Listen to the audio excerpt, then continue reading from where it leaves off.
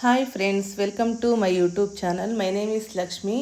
ಇವತ್ತಿನ ರೆಸಿಪಿ ಬಂದು chicken masala.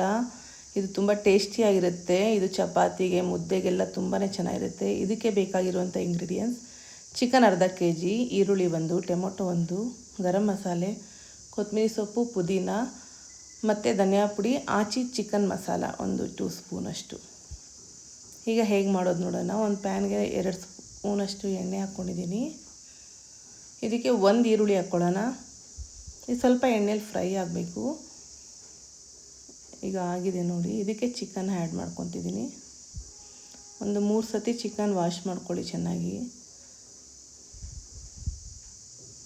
Bachelor ಸಹ ಇದನ್ನು ಮಾಡ್ಕೋಬಹುದು.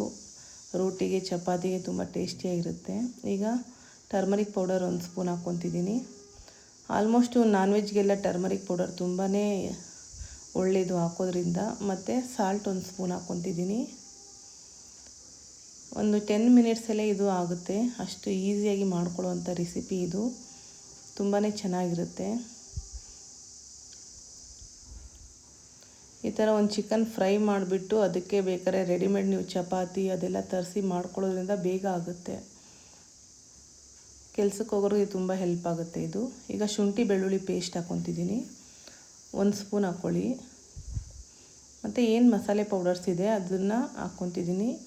ಧನಿಯಾ ಪುಡಿ 2 ಸ್ಪೂನು, ಗರಂ ಮಸಾಲೆ ಅರ್ಧ ಸ್ಪೂನು, ಮತ್ತು ಆಚಿ ಚಿಕನ್ ಮಸಾಲೆ 2 ಸ್ಪೂನು. ಅರ್ಧ kg ಚಿಕನ್ಗೆ ಅದು ಸ್ವಲ್ಪ ಎಣ್ಣೆಲಿ ಸ್ವಲ್ಪ ಫ್ರೈ ಆಗಲಿ.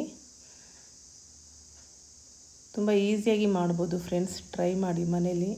ಮಕ್ಕಳಿಗೂ ಸಹ ತುಂಬ ಇಷ್ಟ ಆಗುತ್ತೆ. ಈಗ ಟೊಮೊಟೊ 1 ಕಟ್ ಮಾಡಿ ಇಟ್ಕೊಂಡಿರುವಂಥ ಟೊಮೊಟೊ ಹಾಕ್ಕೊತಿದ್ದೀನಿ. ಅದು ಒಂದು ಸ್ವಲ್ಪ ಎಣ್ಣೆಲಿ ಫ್ರೈ ಆಗಬೇಕು. ಈಗ ಆಗಿದೆ ಆಲ್ರೆಡಿ. ಇದಕ್ಕೆ ಕೊತ್ತಂಬರಿ ಸೊಪ್ಪು ಮತ್ತು ಪುದೀನ ಸೊಪ್ಪು ಹಾಕ್ಕೊತಿದ್ದೀನಿ. ಸ್ವಲ್ಪ ಕಟ್ ಮಾಡಿ ಇಟ್ಕೊಂಡಿರೋದು. ಮತ್ತು ನೀರು ಒಂದು ಗ್ಲಾಸಷ್ಟು ನೀರು ಹಾಕ್ಕೊತಿದ್ದೀನಿ. ಸ್ವಲ್ಪ ಅದು ನೀರಲ್ಲಿ ಬೆಂದರೆ ಚೆನ್ನಾಗಿರುತ್ತೆ. ಒಂದು 7ರಿಂದ 8 ನಿಮಿಷ ಅಷ್ಟು ಬೆಂದರೆ ಸಾಕು, ಆಗೋಗುತ್ತೆ ಇದು ಚಿಕನು. ಈ ಥರ ಎಲ್ಲ ಮಿಕ್ಸ್ ಮಾಡಿ. ಟೇಸ್ಟ್ ನೋಡಿಕೊಂಡು ಬೇಕಿದ್ರೆ ನೀವು ಸಾಲ್ಟ್ ಹಾಕ್ಕೋಬೋದು. ನನಗೇನು ಸಾಲ್ಟ್ ಬೇಡ ಅನಿಸ್ತಿದೆ, ಆಗಲೇ ಹಾಕಿರೋದೇ ಸಾಕಾಗಿದೆ ಇದಕ್ಕೆ.